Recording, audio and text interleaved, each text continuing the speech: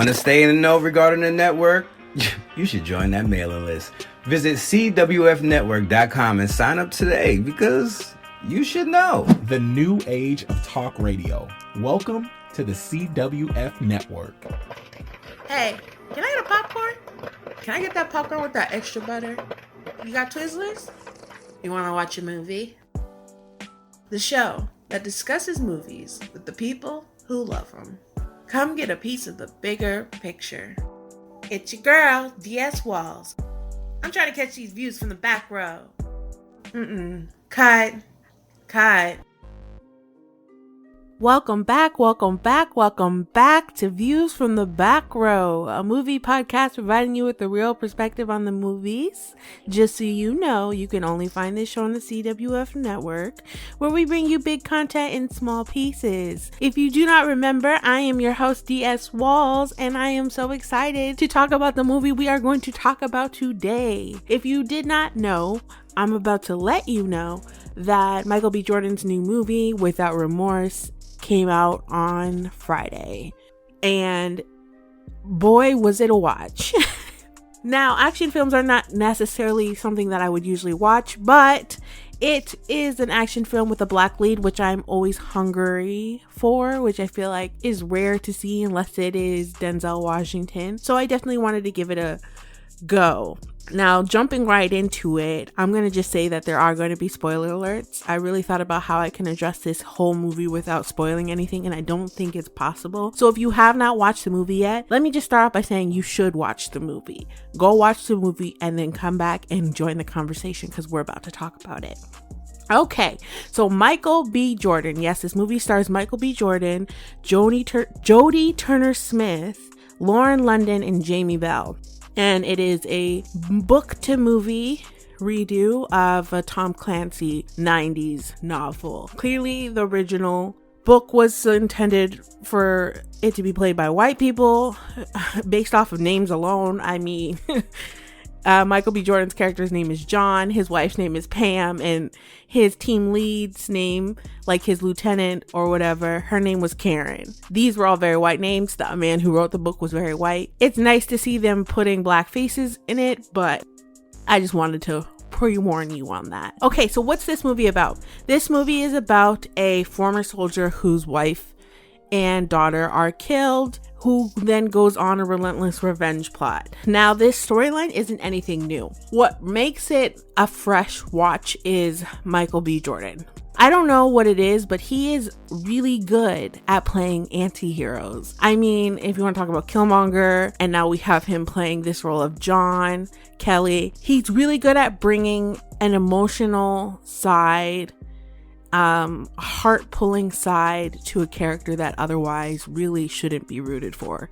Like, I found myself rooting for this character even when we got into parts of the movie that really called for us not to root for him. So if you have seen the movie, then you don't really need to play by play, but if you have not seen the movie and you're still listening, a quick synopsis other than what I told you is it starts off in a war zone. It starts off with them doing a mission where they end up killing a bunch of Russian people. That comes back and results in his whole team being killed, which then results in this like chain of events that leads to him just becoming, a mass murderer at this point, which is the other way that you just kind of know this was written for a white man to be doing, because like there's just a lot of shit that his character does that I really don't feel like a black man in America would have been able to get away with. Like the scene with the limousine where he sets it on fire and then he hops in the car. Yeah, that was super just out in the public, and that wouldn't have just been able to get away with. And this is the problem when you just insert black people into characters that were written for white people. You miss a whole undertone of racial inequality that exists within the conversation. But I digress. This is not what this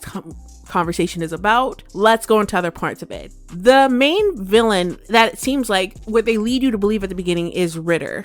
He is the CIA operative who gives them the misleading information and kind of starts the whole thing. They, at the end of this movie, try and redeem his character, and I don't know if it's just me, but he was just not redeemable. I don't know if it's because he said "attaboy" at the beginning of it, and whenever a white man says boy to a black man, it really brings on the connotations of every kind of underlying racial thought that white man has. Like, you just get thrown back into the 50s where black men were not respected enough to be considered men in the eyes of white people, so they would be demeaned by being called boy.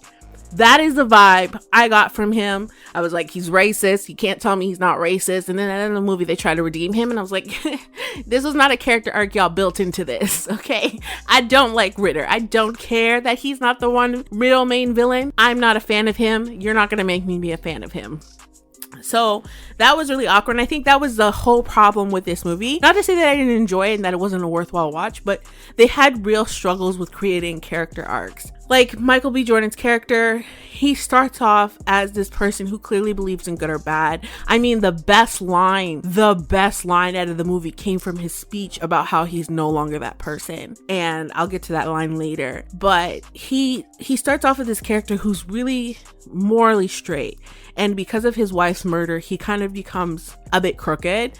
But that crooked quickly turns into just straight ass villainous by the end of the movie. And there was no redemption, and there was no real build or decline into it. I don't think I got to see him grieve enough to justify the amount of rage killing that took place.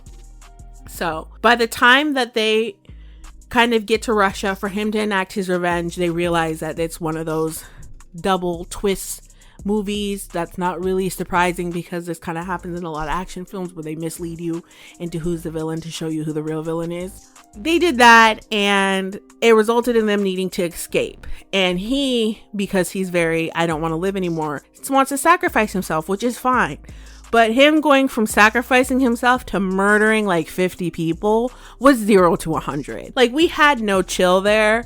And I don't know how we were just supposed to be okay with it. Because realistically, and maybe this is just a me thing, but those soldiers have families too. And those soldiers in Russia didn't do anything wrong. They were just responding to a building blowing up.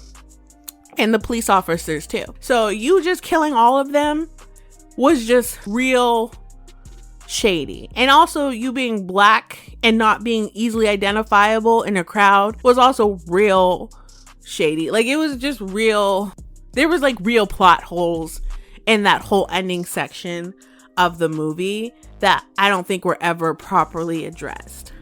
The title really truly comes from the end of the movie, Without Remorse. He had 0 fucks to give in his mass murdering.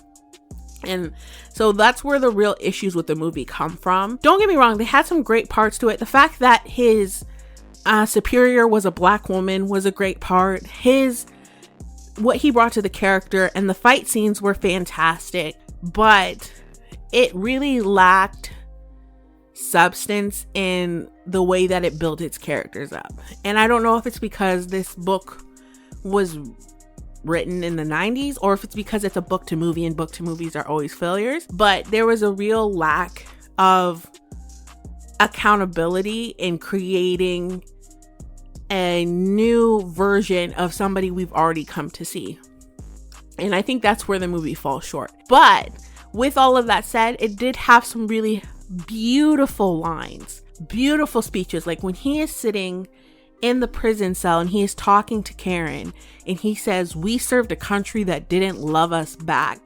We fought for what America could be." I think that speaks volumes, not only coming out of the mouth of a black man who fought for a country that does not love him, but coming out of the mouth of a soldier. I think that there are a lot of ways that Canada and America and most countries fail the people that go and fight for them by not providing them with the support and the needs and the materials to be able to integrate back into society in a healthy and functioning way. And I felt like that line was double, it had two meanings. Double meaning. It was very, very, very layered. And it was writing like that truly made the movie come together.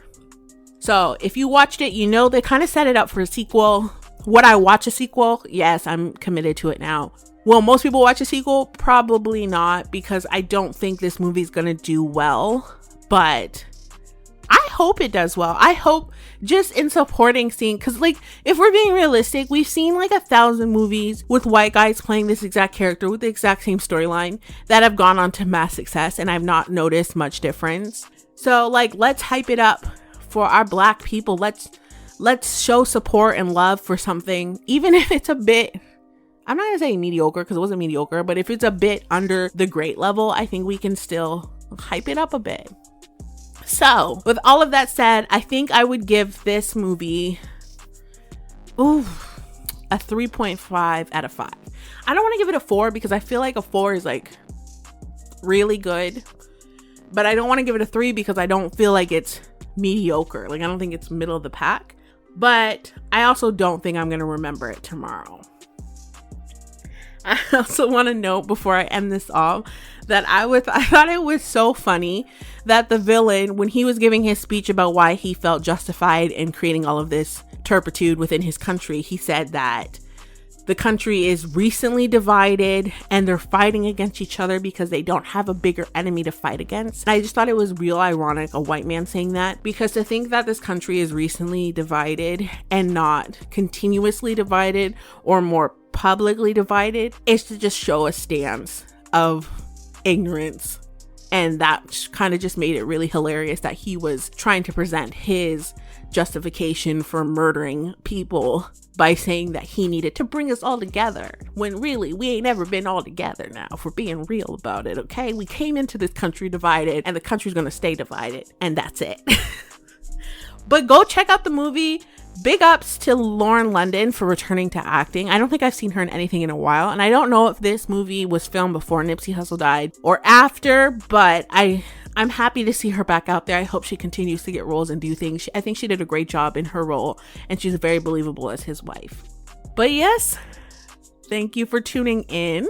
That was just a little movie talk with me. Be sure to leave a call or text on the CWF Network hotline 347-719-3350 with your thoughts on this movie and the moments.